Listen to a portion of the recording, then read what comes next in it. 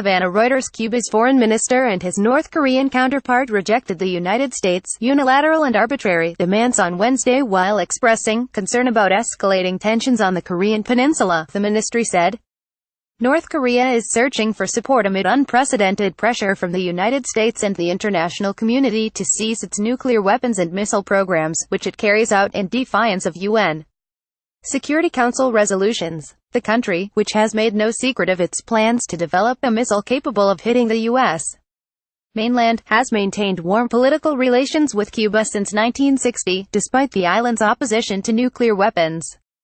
Some diplomats said Cuba was also one of the few countries that might be able to convince North Korea to move away from the current showdown with the United States that threatens war.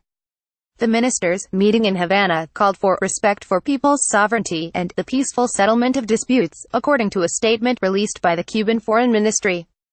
They strongly rejected the unilateral and arbitrary lists and designations established by the U.S. government which serve as a basis for the implementation of coercive measures which are contrary to international law, the statement said. U.S. President Donald Trump has also increased pressure on Cuba since taking office, rolling back a fragile détente begun by predecessor Barack Obama and returning to the hostile rhetoric of the Cold War. A U.S. State Department official, speaking on condition of anonymity, said that the United States had made clear it wanted a peaceful resolution to the North Korean nuclear issue. The DPRK's belligerent and provocative behavior demonstrates it has no interest in working toward a peaceful solution, the official said. DPRK stands for North Korea's official name, the Democratic People's Republic of Korea. Cuba said in the statement that Cuban and North Korean foreign ministers had expressed concern about the escalation of tensions on the Korean peninsula. The ministers discussed the respective efforts carried out in the construction of socialism according to the realities inherent to their respective countries.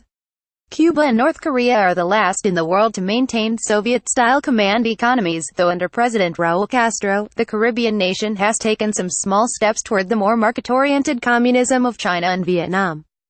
Cuba maintains an embassy in North Korea, but publicly trades almost exclusively with the South.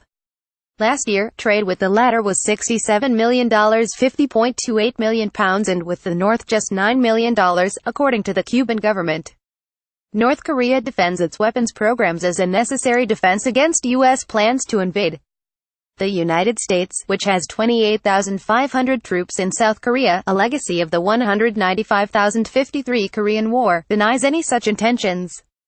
Reporting by Sarah Marsh. Additional reporting by Philip Stewart in Washington. Editing by Lisa Shoemaker and Nick McPhee. Or Standards. The Thomson Reuters Trust Principles.